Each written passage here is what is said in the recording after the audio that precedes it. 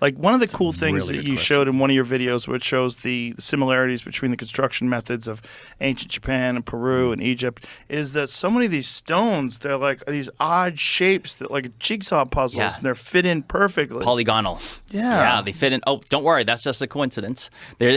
These polygonal walls that are found in multiple continents around the world. The fact that there's pyramids in 5 continents around the world. They say it's a coincidence. This is a natural progression of civilization, that a pyramid's like, oh, come on, kids with blocks will make a pyramid. Makes sense, which is why we make them today. Right, but if you look at comparisons of the Indonesia pyramids and the ones in Central America and Mexico, like they have similarities of like the strip steps that go up the middle of it. I use the analogy of like skyscrapers, that we have skyscrapers in any major city around the world, and they're all the same based on that, you have steel and concrete and glass, but they're all different. You'd have a different architect here, and they look a little different, but it's still the same thing.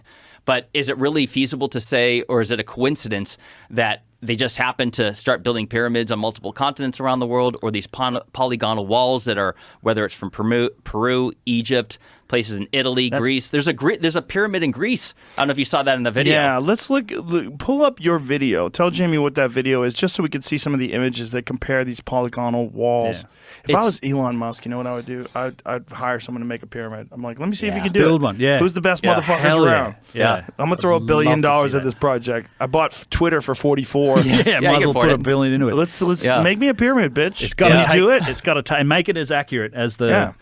Or I want my fucking money back. Shit better line up.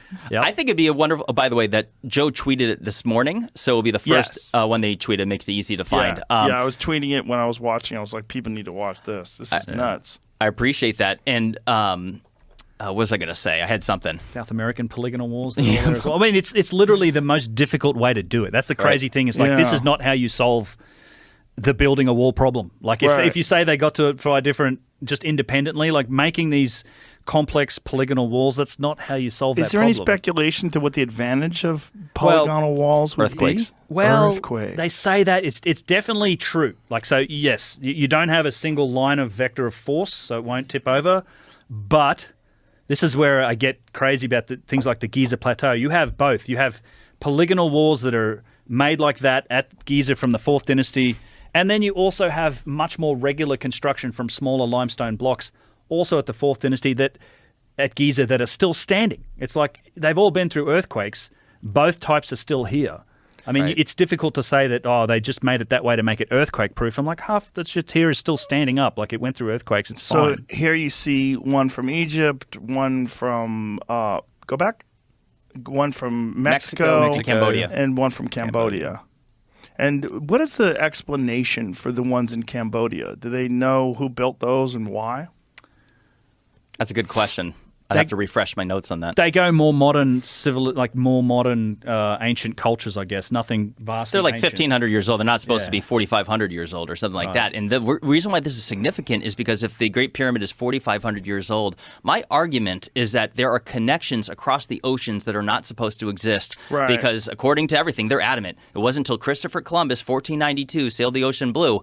But yet there's evidence that goes back more than 1,000 years prior that suggests... Just press play, Jamie. Just press play so we can see some of these images, because they go pretty rapid fire, and it's really, really well done, this video. And I'm glad that you gave credit to all the people that helped you out in that too.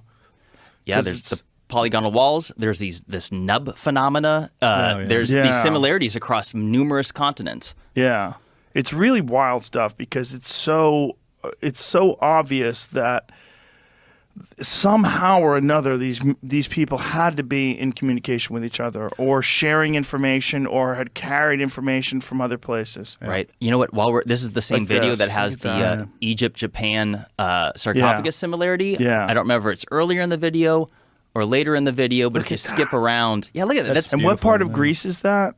It's not Athens. I'd have to double check. I made this video like 3 years ago, so I'd have to double check. I haven't looked at this in a while, to be honest with you. Well, there's also the weirdness of the Acropolis and the Parthenon, right? Like that the Acropolis was built on the Parthenon, but like what? Who built that? Yeah. They don't even talk about it. Yeah. Right. Reminds me Look at that fucking That's Sacsayhuaman. Yeah, this is Peru. That's in the streets of Cusco. Is it really Sacsayhuaman? That sounds like a hot chick. Sexy woman. Sacsayhuaman. Yeah, it's Italy. Look at, they have them in Italy too. Wow. Yep, these polygonal walls, you can find them in Japan, Easter Peru. Island. Yeah, Easter Island. And who do they think built these in Italy? a lot of it's attributed to the Romans in the same way that, you know, Baalbek is all attributed to the Romans, right? Which doesn't make any sense. Like, not the foundation of it, the trilithon stones. Yeah, incredible. trilithon stones. Yeah, Incredible. 800-900 tons. Yeah, 3 of them 900 tons each, and then Look at that. It's just so strange because it's such a strange way of constructing things, and yet it exists all over the world. Right. It's actually the most difficult way to construct something. It is. And we're looking at this after thousands of years. Right. Who knows how many earthquakes, weather erosion. Look how good the Peru one is, though. That's amazing. Some of the details in these are astonishing. These little tiny notches, but it's just matched throughout. It's matched on all the sides of the stone, and it's not just surface level either. It goes all the way through the mating surfaces of the stones. This is the Valley Temple in Egypt. God, it's so wild. That's the Assyrian. I can just tell by like. Look at the stones I Japan know one. Now, most people aren't even aware of this one from Japan. Yeah. And like, when do they date these Japanese structures? I'd have to double check. I know they're accredited to be in some castle by some guy. I'd have to double check, but I'm going to go ahead and guess 1,000 to 1,500 years. Go back just a little bit, Jamie. But I think they're probably older. The Japan one, not this one. Right there. Bam, stop. Look at the size of that one stone.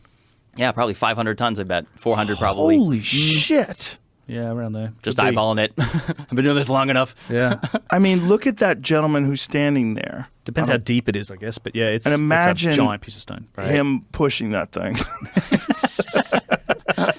Logs and All olive together oil. now, lift it up. Fucking put that. It's above the other ones. Yeah. Right? It's not even the one that's on the bottom. Yeah. It's How? Let's see that sarcophagus compared to the one in Egypt. I'm not sure what part Look of the at video. the one above it and to the right. Oh, yeah. God. Oh, I should use this. Look at that one there. Yeah.